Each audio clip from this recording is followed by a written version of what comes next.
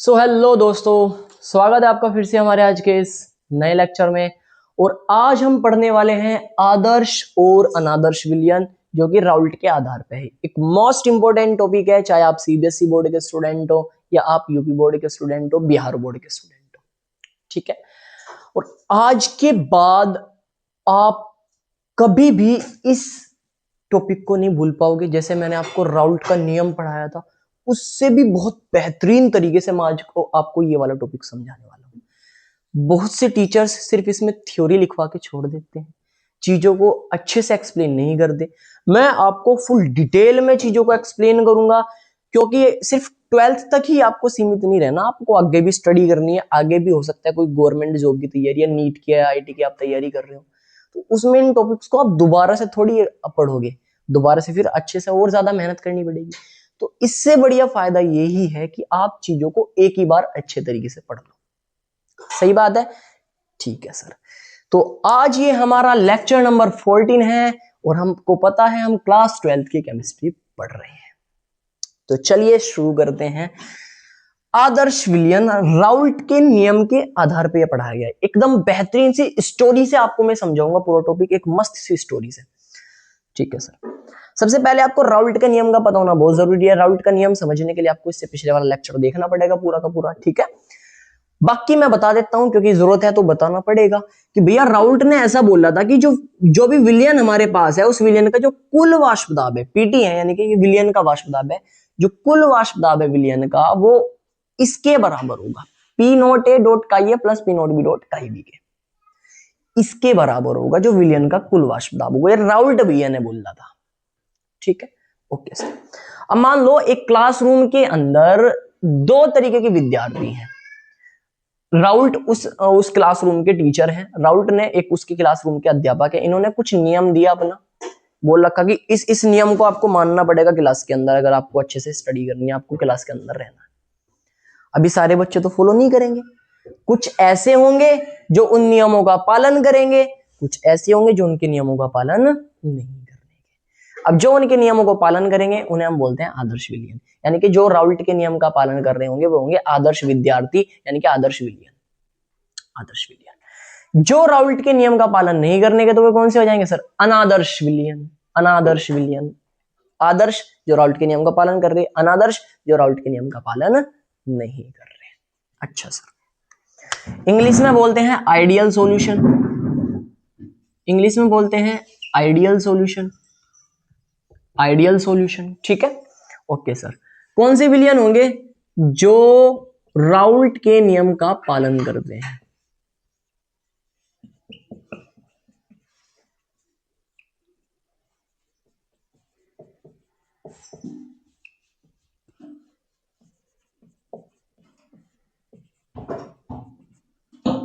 जो राउल्ट के नियम का पालन करते हैं आदर्श विलयन कहलाते हैं। अच्छा सर, राउल्ट के नियम का पालन कर रहे हैं तो मतलब इन प्रकार के विलयनों का जो कुल वाष्प दाब होगा वो इसके बराबर होगा। बिल्कुल सर, तो मतलब जो आदर्श विलयन है उनका कुल वाष्प दाब उधर उसमें लिखे हुए के बराबर होगा, P note A dot chi A plus में P nought B dot chi B के बराबर होगा। एकदम सही बात है सर, एकदम सही बात है, ठीक है जी सर। एग्जाम्पल की बात हम करें सर, ऐसे कौन से विलयन हो सकते हैं? जब आप बेंजीन को टालुइन में मिला दो, किसमें मिला दो?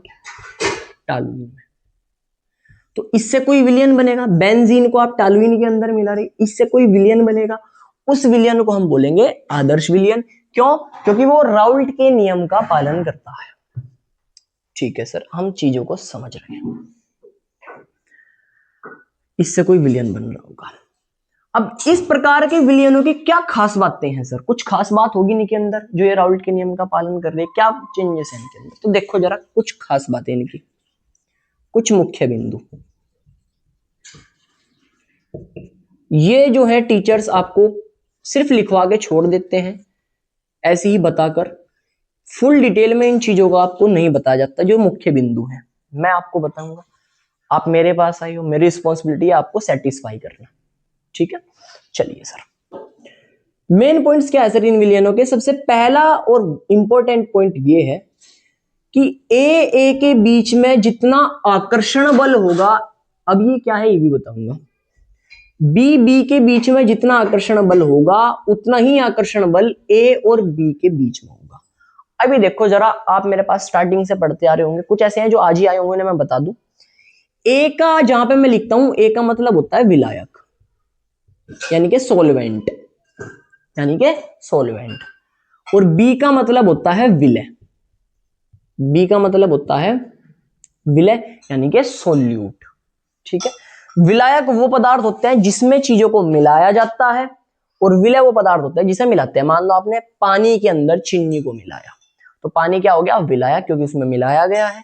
और चीनी क्या हो गया? विलय, क्योंकि उसे मिलाया गया है। ठीक है, मान लो आपने बेंजीन को टालुइन में घोला, बेंजीन को टालुइन में मिलाया, तो बेंजीन विलय हो गया और टालुइन क्या हो गया?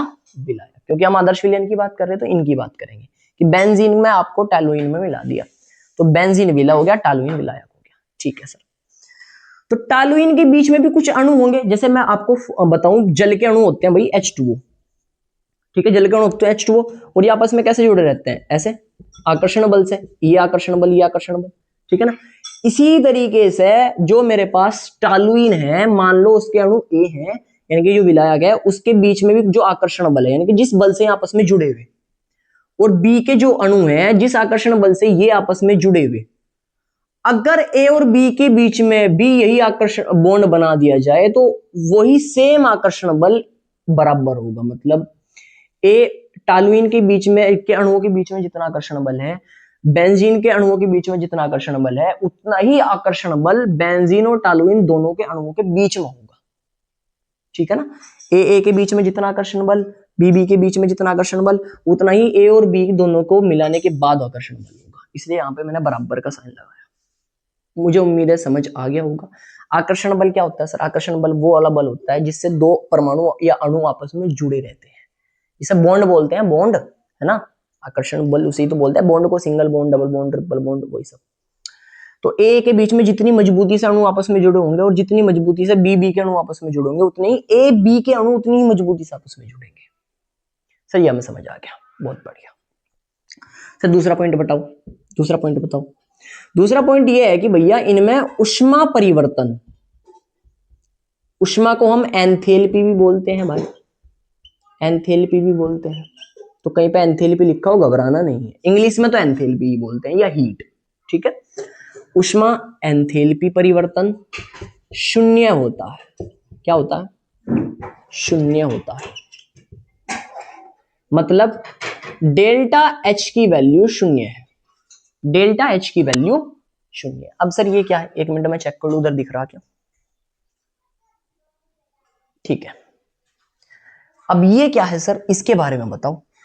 देखो भाई जरा, केमिस्ट्री में ऐसे समझो, अगर आप कभी भी किन्हीं दो पदार्थों को आपस में मिला रहे होंगे तो जाहिर सी बात है, हो सकता है उनके बीच में आप बॉन्ड टूट गए हों या नए बॉन्ड बन गए हों, वे आपस में क्रिया कर सकते हैं ना, अभिक्रिया। मान लो आपने किसी अम्ल को किसी अक्षार में मिला दिया तो वो आपस में अभिक्रिया करेंगे, उस अभिक्रिया में या तो बॉन्ड टूटेंगे या बॉन्ड बनेंगे, या तो बॉन्ड टूटेंगे या बॉन्ड बनेंगे, दो ही काम होते हैं केमिस्ट्री में, तो बॉन्ड टूटते हैं या बॉन्ड बनते हैं।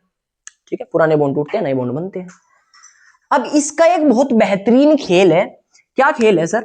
अगर बंध टूट रहा है, ध्यान से सुनिए जरा, अगर बंध टूट रहा है तो इसमें हमें ऊर्जा देनी पड़ती है। ऊर्जा बोले या उष्मा बोले, बात एक ही है, ऊर्जा या उष्मा बात एक ही है। ऊर्जा देनी पड़ती है, और जिसे देनी पड़ती है उसे बोलते हैं अवशोषित, उसे बोलते हैं अवशोषित साइंस की भाषा में। यानी कि इसमें ऊर्जा अवशोषित होती है, हमें खुद से इसमें ऊर्जा देनी पड़ेगी बॉन्ड को तोड़ने के लिए। लेकिन अगर बंध बन रहा है, लेकिन अगर बंध बन रहा है तो इसमें जो ऊर्जा होगी वो मुक्त होगी, यानी कि खुद से रिलीज होगी, खुद से रिलीज होगी, खुद से ही बन के रिलीज हो जाएगी, हमें देने की जरूरत नहीं, अपने आप ही बनेगी। इस प्रकार की ऊर्जा को बोला जाता है उत्सर्जित, उत्सर्जित। तो इसमें ऊर्जा उत्सर्जित होगी और इसमें ऊर्जा अवशोषित होगी। जो ऊर्जा अवशोषित होती है उसे बोलते हैं धनात्मक ऊर्जा, यानी कि पॉजिटिव ऊर्जा। ये पॉजिटिव ऊर्जा होगी। एक्स्ट्रा पॉइंट आपको बता रहा नॉलेज के लिए। और जो ऊर्जा उत्सर्जित होती है उसे निगेटिव एनर्जी बोलते हैं, ऋणात्मक ऊर्जा बोलते हैं। ठीक है, अब समझो मेरी बात, हम बात वापस आते हैं इस वाले पॉइंट पे कि सर ऊष्मा परिवर्तन यानी कि एंथैल्पी परिवर्तन शून्य है। परिवर्तन का मतलब क्या होता है? अंतर। परिवर्तन का मतलब होता है अंतर, कि भाई फाइनल वैल्यू जो होगी उसमें से इनिशियल वैल्यू को आप माइनस करोगे, अंतिम वैल्यू में से आप प्रारंभिक वैल्यू माइनस करोगे, उसे बोला जाता है अंतर या परिवर्तन। ठीक है ना? ओके सर, अभी देखो जरा, जो राउल्ट का नियम है ना भाई, वो उन दो विलयन पे लागू होता है जिसमें दोनों विलायक हैं वो आपस में कोई अभिक्रिया नहीं करते। मतलब यहाँ पे जब मैंने बेंजीन को टॉलुइन में मिलाया ना, तो इनके बीच में कोई अभिक्रिया नहीं हुई आपस में, ऐसे समझिए, कोई अभिक्रिया नहीं हुई। जब इनके बीच में कोई अभिक्रिया ही नहीं हुई तो ना तो कोई नया बॉन्ड बना होगा और ना कोई नया बॉन्ड टूटा होगा, पुराना बॉन्ड टूटा होगा, ना तो कोई पुराना बॉन्ड टूटा ना कोई नया बॉन्ड बना। ये दोनों पदार्थ आपस में भौतिक रूप से तो मिल गए, दोनों आपस में भौतिक रूप से घुल गए एक दूसरे के अंदर, बढ़िया तरीके से घुल गए, लेकिन इनके बीच में कोई रासायनिक अभिक्रिया नहीं हुई। रासायनिक अभिक्रिया नहीं हुई तो मतलब ना तो इनमें कोई बॉन्ड टूटा ना कोई इनमें बॉन्ड बना। तो जब ना कोई बॉन्ड टूटा ना कोई बॉन्ड बना तो ऊर्जा तो सेम है, ना तो ऊर्जा घटी ना बढ़ी। भाई अगर बॉन्ड टूट जाता तो मैं ऊर्जा बढ़ानी पड़ती, देनी पड़ती है कि नहीं? जब ना बॉन्ड टूटा ना बना तो ऊर्जा समान, जितनी ऊर्जा पहले दी उतनी ऊर्जा बाद में है, और जब आप बाद वाली ऊर्जा से पहले वाली ऊर्जा को घटाओगे यानी कि उनके बीच का अंतर निकाल लोगे, परिवर्तन निकाल लोगे, तो वो कितना बैठेगा? 0। भाई 40 में से 40 घटाओगे 0 ही आएगा। तो इसलिए यहां पे क्या होता है, ऊष्मा और एंथैल्पी परिवर्तन कितना होता है भाई? 0 होता है सर, 0 होता है। क्यों? क्योंकि इनके बीच में बॉन्ड ही नहीं बन रहा, ना बॉन्ड बन रहा ना इनके बीच में बॉन्ड टूट रहा, इसीलिए सर। बहुत बढ़िया। तीसरा पॉइंट देखो, तीसरा पॉइंट, इनके बीच में आयतन परिवर्तन भी 0 है, आयतन परिवर्तन भी 0 है। इसी में थोड़ा सा टाइम लगेगा, उसके बाद का फिर इसी पे ही मैं सारी चीज बता दूंगा, अनादर्श विलयन का होगा। ठीक है, इसका जस्ट अपोजिट ही होगा अनादर्श विलयन। आयतन परिवर्तन क्या होगा? आयतन परिवर्तन भी 0 होगा। आयतन को बोलते हैं वॉल्यूम यानी कि डेल्टा वी। आयतन परिवर्तन वो भी क्या होगा? 0। अब सर ये कैसे?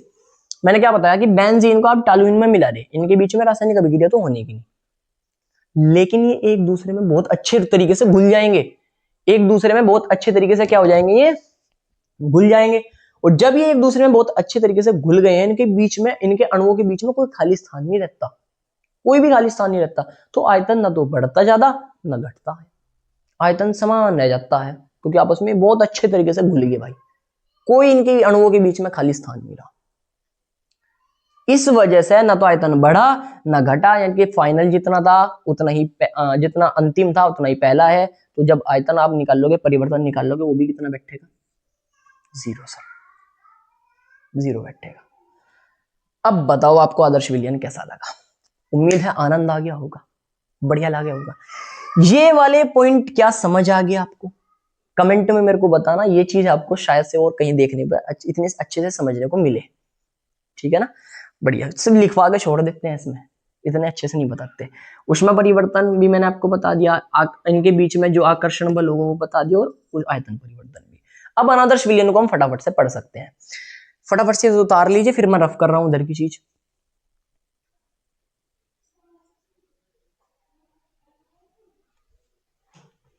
चलिए देखो जरा, अब हम बात करेंगे अनादर्श विलयन की।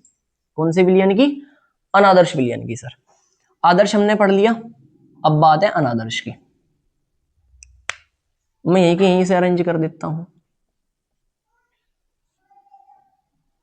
अनादर्श विलयन। ठीक है, अनादर्श विलयन मतलब non ideal solution, non ideal solution. Okay sir. अब अनादर्श विलयन तो वे वाले बच्चे हैं जो राउल्ट के नियम का पालन नहीं करते। अगर ये राउल्ट के नियम का पालन नहीं करते तो मेरी बात जरा ध्यान से सुनना। राउल्ट ने ये बोला था कि जिस विलयन की हम बात कर रहे हैं उस विलयन का कुल वाष्प दाब इसके बराबर होगा, ये बोल रहा था। अब ये वाले विलयन तो राउल्ट के नियम का पालन नहीं करते, पालन नहीं करते, नहीं करते। अगर ये राउल्ट के नियम का पालन नहीं करते तो पीटी कभी भी इसके बराबर ही नहीं हो सकता, पीटी इसके बराबर नहीं हो सकता। अगर पीटी इसके बराबर नहीं हो सकता तो फिर तो दो ही कंडीशन है भाई, देखो जरा ध्यान से। क्या भाई? पहली ये बात तो फिक्स कर दी कि पीटी इसके बराबर हो नहीं सकता, तो या तो पीटी इससे ज्यादा होगा पहली बात, या फिर पीटी इससे कम होगा, या फिर पीटी इससे कम होगा। पी नोट ए डॉट का ये प्लस में पी नोट बी डॉट का बी। अच्छा सर समझ गए, बिल्कुल सर सही बोल रहे आप। पीटी अगर इसके बराबर नहीं है तो या तो इससे कम होगा या इससे ज्यादा होगा, सही सी बात। अच्छा सर समझ गए। अभी मेरी बात ध्यान से सुनो जरा। क्या सर, पीटी अगर ज्यादा है, मेरे को विलियन, हम विलियन की बात कर रहे हैं यहाँ पे, अनादर्श विलियन की बात कर रहे हैं, ठीक है ना। अगर पीटी ज्यादा है तो हम पीटी वाले की बात करेंगे, सिर्फ पीटी वाले की। अगर पीटी ज्यादा है, अभी मैं से बाद में समझाऊंगा, अगर पीटी ज्यादा है तो इस प्रकार के विलियनों को, अगर कुछ विलियन ऐसे हैं, कुछ विलियन ऐसे हैं जिन विलियन में कुल वाष्प दाब राउल्ट के नियम के दाब से ज्यादा है, कुल वाष्प दाब राउल्ट के नियम से ज्यादा है, तो उस प्रकार के विलियनों को हम क्या बोलते हैं? धनात्मक विचलन प्रदर्शित करने वाले विलियन। धनात्मक विचलन प्रदर्शित करने वाले विलियन। अब ये क्या लिख दिया सर, देखो जरा क्या लिख रहा अभी, करने वाले विलियन। भाई दो तरीके, अनादर्श विलियन दो तरीके के हो सकते हैं ना, कौन कौन से सर? एक जिनमें पीटी की वैल्यू ज्यादा होगी, पहले अनादर्श विलियन। एक वो हो सकते हैं जिनमें मेरे पास पीटी की वैल्यू कम होगी। सही बात है सर, ओके सर। तो पहला विलियन जिसमें पीटी की वैल्यू ज्यादा है, उन विलियन को हम बोलते हैं धनात्मक विचलन प्रदर्शित करने वाले विलियन, यानी कि जिसमें वैल्यू धनात्मक आती हो, जिसमें वैल्यू धनात्मक आती हो। हम बात किसकी कर रहे हैं सर? विलियन के वाष्प दाब की कर रहे हैं हम सर, यहाँ पे बात विलियन की कर रहे हैं। तो हम विलियन के दाब में से अगर मैं राउल्ट के नियम का दाब घटा दूं, ध्यान से सुनियो, इस विलियन के दाब में से अगर मैं राउल्ट के दाब को घटा दूं, इसके राउल्ट के नियम के दाब को घटा दूं, राउल्ट के नियम की वैल्यू को घटा दूं, तो पीटी की वैल्यू ज्यादा है, मान लो पीटी की वैल्यू 5 है, इसकी वैल्यू कम है, मान लो 3 है, 5 में से 3 घटाओगे वैल्यू 2 जाएगी। और वैल्यू कौन सी है? धनात्मक है सर, वैल्यू धनात्मक है सर, इसलिए इसका नाम पड़ गया धनात्मक विचलन प्रदर्शित करने वाले विलियन, पॉजिटिव डेविएशन शो करने वाले विलियन। सर निगेटिव भी हो सकती है वैल्यू, बिल्कुल हो सकती है। कैसे सर? पीटी की वैल्यू अगर कम हो जाए इससे, पीटी की वैल्यू कम हो जाए इससे, मान लो पीटी की वैल्यू 3 रह जाए और इसकी वैल्यू 5 हो जाए, और हम घटाएंगे तो विलियन में से ही, क्योंकि विलियन की बात कर रहे हैं, तो 3 में से 5 घटाओगे वैल्यू कितनी आएगी? -2। तो जिनमें पीटी कम होगी वो कौन से हो जाएंगे सर? ऋणात्मक विचलन प्रदर्शित करने वाले विलियन। क्यों? क्योंकि उनमें पीटी की वैल्यू कम है सर। अब यहां से भी कंफ्यूजन नहीं रहने का कि पीटी किसमें ज्यादा, पीटी किसमें कम। पीटी जिसका ज्यादा वो धनात्मक विचलन प्रदर्शित करेंगे। क्यों? क्योंकि इसका वाष्प दाब ज्यादा है, जब इसमें से राउल्ट के नियम को घटाएंगे तो वैल्यू धनात्मक जाएगी। सर ऋणात्मक विचलन वाले कौन से? जिनमें पीटी की वैल्यू कम। पीटी की वैल्यू अगर कम है तो इसमें से जब आप इसे घटाओगे वैल्यू निगेटिव आएगी, ऋणात्मक आएगी, इसलिए वो ऋणात्मक विचलन प्रदर्शित करने वाले। अच्छा सर, आज हमें ये समझ आया कि भाई इसका नाम धनात्मक विचलनी क्यों रखा, उसका नाम ऋणात्मक विचलनी क्यों रखा। आ गया? यही है भाई साहब। अब मेरे पास आए हो, मेरे पर विश्वास कर रहे तो हर चीज आपको मिलेगी, हर चीज, जिससे आप सेटिस्फाई हो जाओ। आगे बढ़ते हैं, थ्योरी लिख लोगे। अब थ्योरी लिख लोगे, वे अनादर्श विलियन जिनका कुल वाष्प दाब राउल्ट के नियम के वाष्प दाब से ज्यादा होता है, राउल्ट के नियम के वाष्प दाब से ज्यादा होता है। सर अब इसके भी कुछ मुख्य बिंदु होंगे, बिल्कुल इसके भी कुछ मुख्य बिंदु है, उनकी बात करते हैं। अच्छा सर, अब इसमें विलियन का वाष्प दाब ज्यादा है भाई, और वाष्प दाब में एक अच्छी प्रॉपर्टी मैंने आपको वाष्प दाब वाले लेक्चर में बताई थी कि आप जितनी ज्यादा एनर्जी दोगे, जितनी ज्यादा चीजों को गर्म करोगे, मान लो आप पानी को गर्म कर रहे हैं, तो जितना ज्यादा गर्म करोगे उतनी ज्यादा भाप बनेगी, वाष्प बनेगी, और जितनी ज्यादा वाष्प बनेगी उतना ज्यादा प्रेशर लगेगा वाष्प का। उसे ही तो बोलते हैं, वाष्प के द्वारा लगने वाला प्रेशर को ही हम वाष्प दाब बोलते हैं। तो जितनी ज्यादा वाष्प उतना ज्यादा प्रेशर। ज्यादा वाष्प कब बनेगी? जब मेरे पास अणु कमजोर होगा, उसके बीच में आकर्षण बल कमजोर होगा, आकर्षण बल कमजोर होगा। अच्छा सर, आकर्षण बल कमजोर होगा। तो पहला पॉइंट आपको समझ आ गया कि ए के बीच में जितना आकर्षण बल होगा और बी के बीच में जितना आकर्षण बल होगा वो ज्यादा होगा ए बी से, ज्यादा होगा ए बी से। क्यों सर? क्योंकि मेरे पास वाष्प ज्यादा बनती है इसमें, तभी तो वाष्प दाब ज्यादा होगा, पीटी तभी तो ज्यादा होगा। ए बी जब भी तो जल्दी से टूट जाएगा, और जल्दी से टूट जाएगा तो बहुत ज्यादा भाप बनेगी। भाप तब बनेगी भाई जब ये बॉन्ड टूटेगा, भाप तब बनेगी जब ये बॉन्ड टूटेगा, और ये बॉन्ड जितनी जल्दी टूट जाए उतनी ज्यादा भाप बनेगी। और सब बॉन्ड को जल्दी तोड़ने का मतलब क्या है कि ये कमजोर होगा जब। तो ये वाली बात है यहाँ पे कि ए के और बी के बीच में जितना ज्यादा मेरे पास स्ट्रॉन्ग बल होगा उससे कम होगा, इसलिए ये कमजोर होगा आकर्षण बल। ठीक है सर, विलियन कौन सा है इसका एग्जांपल बताओ सर। जब आप पानी को, बेटा पानी होता है H2O, ठीक है ना, पानी को आप एथिल एल्कोहल में मिला दो, एथिल एल्कोहल का फॉर्मूला होता है C2H5OH, ये इसका एग्जांपल है, इसका एग्जांपल ये वाला है। ठीक है, कि जब आप एथिल एल्कोहल को पानी के अंदर या पानी के अंदर एथिल एल्कोहल को मिला रहे होंगे। ठीक है, बढ़िया सर। सर इसमें क्या ऊष्मा परिवर्तन शून्य होगा? नहीं, इसमें ऊष्मा परिवर्तन शून्य नहीं होने का। अभी देखो आप वाष्प ज्यादा बन रही है तो आपको ऊर्जा देनी पड़ रही है, वाष्प ज्यादा बन रही है। ऐसे समझो कि जो बॉन्ड है ना मेरे पास, जो बॉन्ड है वो कमजोर है, ये भाई साहब कमजोर है, तो इसमें जो ऊष्मा परिवर्तन होगा वो पॉजिटिव होगा। मतलब आप इसमें ऊर्जा दे रहे होंगे, इसमें ऊर्जा दे रहे होंगे क्योंकि आपको ये बॉन्ड तोड़ना है, बॉन्ड को तोड़ना है तो ऊष्मा देनी पड़ेगी, ऊष्मा देनी पड़ेगी तो देने की वैल्यू ज्यादा होगी, ज्यादा होगी तो ये वाला जो परिवर्तन होगा वो पॉजिटिव हो जाएगा। ठीक है सर, अगर ये पॉजिटिव हो गया तो मेरे पास ये वाली वैल्यू भी पॉजिटिव हो जाएगी। सही बात है, आयतन भी मेरे पास क्या हो जाएगा? धनात्मक हो जाएगा, कि आयतन बढ़ जाएगा, उसके अणुओं के बीच में गैप आ जाएगा बहुत ज्यादा। ठीक है सर, उम्मीद है ये वाला भी आपको समझ आ गया होगा, धनात्मक विचलन वाला भी। अभी मैं ऋणात्मक विचलन भी बता देता हूं, इसे उतार लीजिए फटाफट।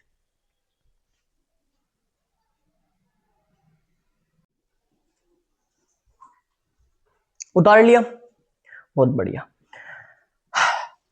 ऊष्मा परिवर्तन सिर्फ इसमें पॉजिटिव क्यों आ रहा है, एक बार और मैं चलो से अच्छे से बता देता हूं। भाई ये राउल्ट के नियम का पालन नहीं कर रहे, तो मतलब इसमें जो दो अणु आपस में मिलाए गए होंगे ना, तो वो आपस में अभिक्रिया कर लेंगे, आपस में अभिक्रिया कर लेंगे। और इस वाले में जब इन दोनों विलयनों को आपस में मिलाया जाता है तो इसमें बॉन्ड बनने से पहले टूटते हैं, और टूटने में ऊर्जा ज्यादा देनी पड़ती है, बॉन्ड को तोड़ने में ऊर्जा ज्यादा देनी पड़ती है इस वाली कंडीशन में। तो जब ऊर्जा देने में ज्यादा लग रही तो ऊर्जा अवशोषित हो रही ना, देने वाली ऊर्जा को क्या बोलते हैं? अवशोषित होना। जो ऊर्जा बॉन्ड को तोड़ रही है उसे तो अभी जस्ट मैंने बताया था अवशोषित होना बोलते हैं ना। तो जब अवशोषित की ऊर्जा ज्यादा होगी, और अवशोषित की ऊर्जा को मैंने धनात्मक बताया था, आपको पहले याद होगा, बताया था ना। तो इसीलिए इसमें जो ऊष्मा का परिवर्तन है वो कौन सा है सर? धनात्मक। आयतन परिवर्तन क्या है सर? धनात्मक, पॉजिटिव। ठीक है ना, अब आ गया समझ? यस सर आ गया। ये जो है आपस में विलयन अभिक्रिया करेंगे भाई ये वाले, क्योंकि राउल्ट के नियम का पालन नहीं कर रहे हैं। ठीक है सर, अब सर हमें दूसरा बताओ, कौन सा सर? जिसमें पीटी की वैल्यू कम हो। पीटी की वैल्यू अगर कम होगी तो सर हमें पता है ये ऋणात्मक हो जाएगा। क्या हो जाएगा? ऋणात्मक विचलन प्रदर्शित करने वाले विलयन हो जाएंगे सर, इतना हमें पता चल गया। इसका सर एग्जांपल क्या है? कौन से विलयन ऐसे हैं जब आप एसीटोन और क्लोरोफॉर्म को मिला दो, क्लोरोफॉर्म को एसीटोन में मिला दो। मैं इनके फॉर्मूले भी लिख देता हूं, इसका फॉर्मूला है CHCl3 और इसका फॉर्मूला CH3COCH3। ठीक है, COCH3, बहुत बढ़िया। क्लोरोफॉर्म एसीटोन फॉर्मूला है CHCl3 और एसीटोन का फॉर्मूला CH3COCH3। सर जब आप इसमें मिला रहे तो पीटी कम है, इसलिए ऋणात्मक विचलन प्रदर्शित करने वाले विलयन हो गए। अब इसका जस्ट उल्टा कर दो, इसमें सर वाष्प दाब कम बन रहा, पीडी कम है ना, वाष्प कम बन रही, वाष्प कम बन रही तो मतलब ये अणु बहुत मुश्किल से टूट रहा। वाष्प कम कब बनेगी? जब हमारे पास ऊर्जा हम दे रहे लेकिन ये बॉन्ड नहीं टूट रहा, ये बॉन्ड टूट ही नहीं रहा, बहुत मजबूत बॉन्ड है, बहुत मजबूत बॉन्ड है। तो मतलब यहाँ पे जो इसके बीच में आकर्षण बल होगा वो ज्यादा होगा इनसे, ये वाला आकर्षण बल मजबूत होगा, मजबूत। ठीक है ना, तभी वाष्प कम बनेगी। अब इसमें क्या होता है भाई साहब, ये जब बॉन्ड ऊष्मा हम दे रहे बॉन्ड तो टूट नहीं रहा, तो जब इन दो पदार्थों को हम आपस में मिलाते हैं तो नए बॉन्ड बन जाते हैं, और जब नए बॉन्ड बनेंगे तो ऊर्जा क्या होगी? उत्सर्जित। ऊर्जा क्या होगी? उत्सर्जित। और जो उत्सर्जित होने वाली ऊर्जा होती है उसे बोलते हैं निगेटिव ऊर्जा। तो यहां पे जो ऊष्मा का परिवर्तन होगा वो निगेटिव हो जाएगा, यहां पे जो आयतन परिवर्तन होगा, ऊष्मा परिवर्तन जो होगा निगेटिव हो जाएगा। ठीक है, बढ़िया सर, आयतन परिवर्तन निगेटिव हो जाएगा, घट जाएगा। उम्मीद है बड़े अच्छे से आपको आज का ये लेक्चर समझ आ गया होगा। इसके अंदर ग्राफ वाली चीज है, एक ग्राफ वाली चीज भी होती है, जरा ध्यान से सुन लो। जब सारी चीज बता दिया हूं तो ये भी बता देता हूं। एक ऐसे करके इसके अंदर ग्राफ होता है कि यहाँ पे एक्स बी की वैल्यू 0, एक्स ए की वैल्यू 1, यहाँ पे काई बोलते हैं इसको, ठीक है ना, काई बी की वैल्यू 1, काई ए की वैल्यू 0, ठीक है ना। चीजें यहां से चलनी प्रारंभ हुई, यहां से चलनी प्रारंभ हुई और यहां पे जाके मिल गई। ये आदर्श विलयन का ग्राफ है। क्यों? क्योंकि इसमें जो पीटी की वैल्यू होगी वो P note A dot chi A plus में P nought B dot chi B के बराबर होगी, ठीक है। ऐसे एक ग्राफ बनाया हुआ है इसके अंदर, ऐसे आपको बनाना है। कैसे, ऐसा समझ लो जरा। इधर जब काई बी की वैल्यू 0 है क्योंकि हमने अभी विलय को मिलाया नहीं। जैसे जैसे हम विलय को मिलाते गए विलय की वैल्यू बढ़ती गई, विलय की वैल्यू बढ़ती गई और काई बी की वैल्यू होगी 1, ठीक है। इधर काई ए की वैल्यू 1 थी, यहाँ पे काई ए है भाई, यहाँ पे काई बी है, ठीक है ना। काई बी की वैल्यू ज्यादा होगी। इधर काई ए की वैल्यू 1 थी। जैसे जैसे आप विलय को मिलाते जा रहे, विलायक की वैल्यू घटती जा रही, विलायक की वैल्यू घटती जा रही और विलायक की वैल्यू आ गई 0, एकदम 0 आ गई। ग्राफ ऐसे है, जरा ध्यान से समझियो। काई बी की वैल्यू यहां से स्टार्ट हुई 0 है, बढ़ते बढ़ते बढ़ते बढ़ते बढ़ते बढ़ते काई बी की वैल्यू होगी 1, यहाँ पे आ गई काई बी की वैल्यू होगी 1। इधर जब हमने देखा काई ए की वैल्यू 1 थी, घटते घटते घटते घटते घटते काई ए की वैल्यू आ गई 0। अब इनके बीच में इन दोनों लाइनों को मिलाने वाली लाइन बनी ये। अब इस लाइन का मतलब ये है कि जो विलयन का कुल वाष्प दाब है वो इसके बराबर है। क्यों? क्योंकि ये वाला जो ग्राफ है ये आदर्श विलयन का ग्राफ है। किसका ग्राफ है? आदर्श विलयन का। आदर्श विलयन का। सर अनादर्श विलयन का ग्राफ भी होगा? बिल्कुल, अनादर्श विलयन का भी ग्राफ। कैसे? अब अनादर्श विलयन में दो तरीके से होता है, एक वो जिसमें पीटी कम होगा, होना तो चाहिए था ये। अभी देखो जरा ध्यान से क्या है, मैं सिर्फ कर रहा हूं, उतार लिया होगा ये तो बढ़िया। नहीं उतारा तो उतार लो एक बार। यहाँ पे ऐसे करके क्या लिखा हुआ है, पीटी बराबर P note A dot chi A plus में P nought B dot chi B. उतार लो, उतार लिया, बिल्कुल सही। अब देखो जरा क्या है, क्या मैं आपको बोलना चाह रहा हूं। राउल्ट के नियम के हिसाब से ग्राफ ये होना चाहिए था जो मैंने अभी बनाया था ऐसे करके, लेकिन हम अनादर्श विलयन की बात करें और अनादर्श के विलयन राउल्ट के नियम का पालन नहीं करते, तो हो सकता है ग्राफ ऊपर की साइड चला गया। होना ये था लेकिन ग्राफ कहां चला गया? ऊपर। वाष्प दाब बढ़ गया, ऊपर की साइड ग्राफ चला गया, वाष्प दाब बढ़ गया। तो मतलब ये उसका ग्राफ है जिसमें पीटी की वैल्यू ज्यादा है, P note A dot chi A plus में P nought B dot chi B से। सही बात। ये उसका ग्राफ है जिसमें राउल्ट के नियम से ज्यादा प्रेशर हो गया, ऊपर चला गया ना ग्राफ, ऊपर चला गया तो ज्यादा होगी वैल्यू। और सर अगर कम आ जाए, जैसे अब मैं सिर्फ कर रहा हूं, ये अनादर्श विलयन के धनात्मक विचलन का ग्राफ है। उतार लो, उतार लिया सर, इसे रफ कर दो। मान लो अगर राउल्ट के नियम से ज्यादा ना रह के कम हो जाए, ग्राफ वहां पे जाना था लेकिन चला गया कहां पे? यहाँ पे चला गया। होना ये था जो मैंने बनाया हुआ है आपका डॉट डॉट सा दिख रहा, जो होना ये था हो गया ये नीचे वाला, ठीक है, ये वाला। तो सर दाब नीचे आ गया, दाब नीचे आ गया मतलब ऋणात्मक विचलन वाला, पीटी की वैल्यू कम होगी। तो ये ग्राफ किसके लिए? ये है जब पीटी की वैल्यू मेरे पास कम होगी, पी नोट ए काई ए प्लस में P nought B dot chi B से। ये ग्राफ आप सब बनवा सकते हैं एग्जाम के अंदर, ठीक है। समझा मैंने आपको ही दिया। स्टार्टिंग में काई बी की वैल्यू ज्यादा थी, मतलब हमने उसमें विलय नहीं मिलाया था, सिर्फ विलायक था, और विलायक था सिर्फ विलायक था, तो विलायक का ही मोल प्रभाज कितना हो जाएगा? 1। अगर आपको मोल प्रभाज के बारे में नहीं पता है तो आपको मोल प्रभाज पहले पढ़ना पड़ेगा। आपको अगर मैं बताऊं, मोल प्रभाज की खास बात है क्या सर, कि विलय का और विलायक का अगर दोनों का मोल प्रभाज हम आपस में जोड़ दें तो उसकी वैल्यू 1 होती है हमेशा। कितनी होती है? 1, हमेशा 1। तो यहाँ पे सिर्फ काई ए की वैल्यू 1 है क्योंकि काई ए की वैल्यू ज्यादा है। विलायक का मोल प्रभाज 1 है क्योंकि विलायक के ही मोल प्रभाज है, इसमें विलय नहीं मिलाया। तो अगर विलायक की ही वैल्यू 1 होगी तो विलय की 0 हो जाएगी। अगर सिर्फ इसी की वैल्यू 1 हो गई तो उसकी 0 हो जाएगी क्योंकि टोटल वैल्यू तो 1 होगी। धीरे धीरे हम आगे बढ़े आगे बढ़े आगे बढ़े और काई बी की वैल्यू बढ़ती गई और काई ए की वैल्यू घटती गई। हम विलय की वैल्यू को बढ़ाते गए और विलायक की वैल्यू को घटाते गए। ऐसी कंडीशन में क्या हुआ कि काई बी की वैल्यू 1 हो गई और काई ए की वैल्यू फिर कितनी हो जाएगी? 0। क्यों? क्योंकि दोनों की वैल्यू को जोड़ने पर आंसर 1 आता है, ठीक है सर। दोनों के बीच में जब हमने आपस में इनको ग्राफ खींचा, दोनों के बीच के वैल्यू को मिलाया तो एक ऐसी सिचुएशन बनेगी जिसमें हमारे पास पीटी बराबर हो जाएगा पी नॉट ए डॉट का A plus P nought B dot का बी के, उसे बोल देंगे राउल्ट का नियम का ग्राफ, आदर्श विलयन का ग्राफ। अगर ये वाला ग्राफ आदर्श विलयन का जो था उससे नीचे बन गई तो ऋणात्मक विचलन प्रदर्शित करने वाले, और उससे अगर ऊपर बना दी तो धनात्मक विचलन प्रदर्शित करने वाले हो जाएंगे। ठीक है, अपने दोस्तों के साथ वीडियो को जरूर शेयर करें, और अगर आप नए हो तो चैनल को कभी सब्सक्राइब कर लो, क्योंकि अब हम अनुसंख्या गुणधर्म पढ़ने वाले हैं, जो कि यूपी बोर्ड का एक मोस्ट इंपोर्टेंट टॉपिक है। हर साल इसमें से आपको 4 नंबर में न्यूमेरिकल देखने को मिलता है, जो अनुसंख्या गुणधर्म है। इस बार भी आने के चांसेस 95% प्लस है, तो जुड़े रहना। इसी तरीके से अमेजिंग तरीके से आपको समझाई जाएगी हर चीज, ताकि आप कभी भूल ना पाओ। मिलता है नेक्स्ट लेक्चर में, तब तक के लिए ओके बाय।